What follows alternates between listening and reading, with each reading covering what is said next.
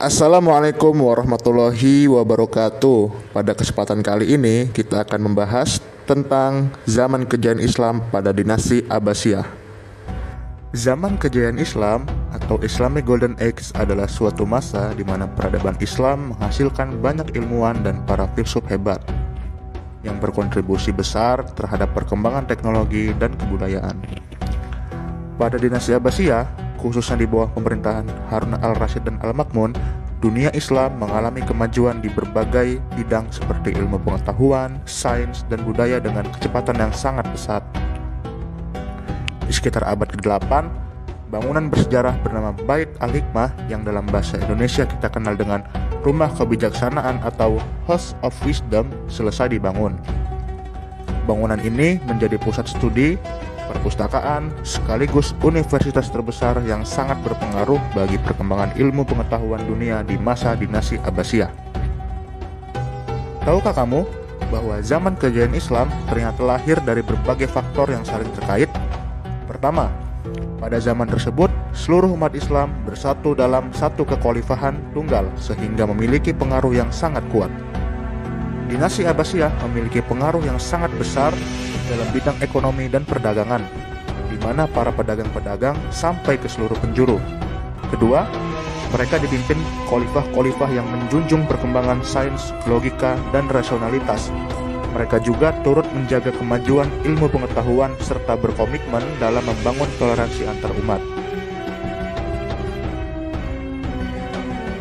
Di antara khalifah di dinasti Abbasiyah yang paling menonjol adalah Harun al-Rasyid dan anaknya al-Ma'mun yang punya cita-cita mulia untuk membangun peradaban Islam yang menjunjung tinggi perkembangan sains, logika, rasionalitas, serta meneruskan perkembangan ilmu yang telah diraih bangsa India, Persia, dan Bizantium. Tanpa peran keduanya, dinasti Abbasiyah mungkin tidak bisa segemilang saat ini.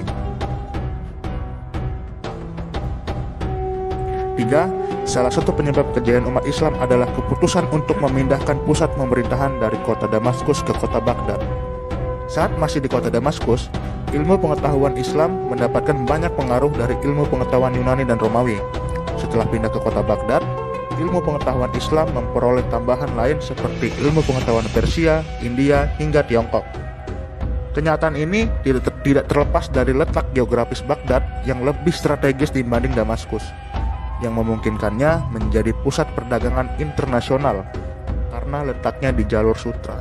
Karena berada di jalur sutra, Baghdad berhasil menjadi kota metropolitan yang ramai akan pengunjung dan pedagang, tidak sedikit di antara yang memutuskan singgah dan menetap. Aktivis ekonomi dan perdagangan seperti perdagangan komoditas madu, perhiasan, sutra, kaca, kertas, gading gajah, dan lain-lain menjadikan kota Baghdad menjadi salah satu kota terkaya di dunia pada masa tersebut. Kekayaan ini membuatnya mampu mendukung berbagai proyek perkembangan iptek yang sampai hari ini masih sangat berpengaruh di dunia.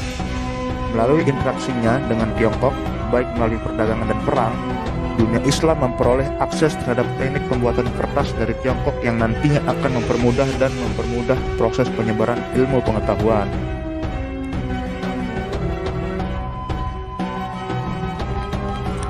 Berkembangnya Baghdad atau Irak dan Bukhara di Uzbekistan sebagai pusat perdagangan menjadi daya tarik tersendiri bagi para pelancong, termasuk kaum cendekiawan. Hal ini turut mempengaruhi munculnya para ilmuwan jenius dari dunia Islam yang nantinya akan melahirkan berbagai macam karya yang sampai sekarang masih kita gunakan. Ilmuwan-ilmuwan ini antara lain adalah Ibnu Sina, seorang polimer jenius dari Uzbekistan, yang namanya menjadi terkenal karena mendalami berbagai ilmu pengetahuan, baik filsafat, astronomi, kedokteran, dan lain-lain. Salah satu mahakaryanya yang terkenal adalah di bidang kedokteran yang berjudul Al-Qanun Al-Tibb atau The Canon of Medicine. Karya ini sangat berpengaruh dan menjadi salah satu buku terpenting bagi mahasiswa kedokteran di penjuru Eropa, khususnya di abad pertengahan hingga abad ke-18. Tidak mengherankan jika di dunia medis, Ibnu Sina sering dianggap bapak pengobatan modern awal bersama ilmuwan lainnya seperti Hippocrates dari Yunani. Ibnu Sina memang merupakan ilmuwan yang sangat hebat, namun selain dia masih banyak ilmuwan-ilmuwan hebat lainnya dari dinasti Abbasiyah. Mungkin hanya ini yang bisa saya sampaikan, kurang lebihnya saya mohon maaf. Wassalamualaikum warahmatullahi wabarakatuh.